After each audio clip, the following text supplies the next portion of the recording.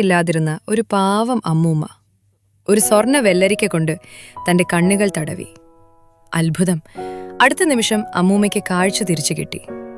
സന്തോഷം കൊണ്ട് അമ്മൂമ്മ ആ വെള്ളരിക്ക വീട്ടുപടിക്കലുള്ള മരച്ചുവട്ടിൽ കുഴിച്ചിട്ടു.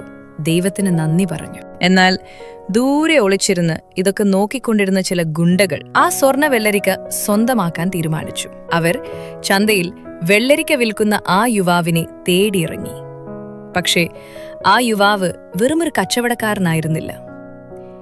800 വർഷം തപസ് ചെയ്ത് ജിൻജി എന്ന മലദൈവമായിരുന്നു അദ്ദേഹം. നേരത്തെ പുഴ കടക്കാൻ തോണിക്കാരന് പണം നൽകാനില്ലാത്തപ്പോൾ യുവാവ് ഒരു പാത്രത്തിൽ തുപ്പി.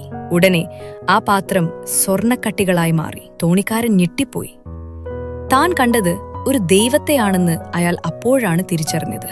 ചന്തയിൽ വെച്ച് ഗുണ്ടകൾ യുവാവിനെ വലഞ്ഞു.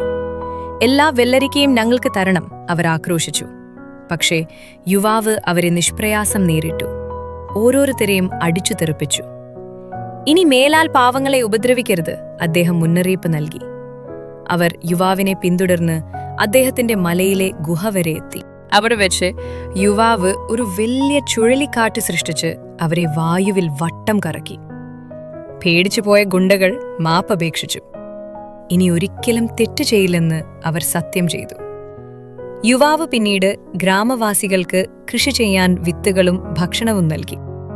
എന്ത് ആപത്തുണ്ടായാലും 3 വട്ടം എന്റെ പേര് വിളിക്കുക, ഞാൻ വരും എന്ന് അദ്ദേഹം വാക്ക് നൽകി. അദ്ദേഹത്തോടുള്ള ബഹുമാന സൂചകമായിട്ടാണ് ഇന്നും ചൈനയിലെ വീടുകളിൽ കോഴികളെ വളർത്തുന്നതും പുതുവർഷത്തിൽ വാതിലുകളിൽ കാവൽ ദൈവങ്ങളുടെ ചിത്രം പതിപ്പിക്കുന്നതും. അത് ഐശ്വര്യവും ഭാഗ്യവും കൊണ്ടുവരുമെന്ന് അവർ വിശ്വസിക്കുന്നു. ഈ കഥയിലെ ഏറ്റവും വലിയ പാഠം എന്താണെന്ന് നിങ്ങൾ കരുതുന്നു? താഴെ കമന്റ് ചെയ്യൂ. കൂടുതൽ മാന്ത്രിക കഥകൾക്കായി കഥാമായം സബ്സ്ക്രൈബ് ചെയ്യൂ.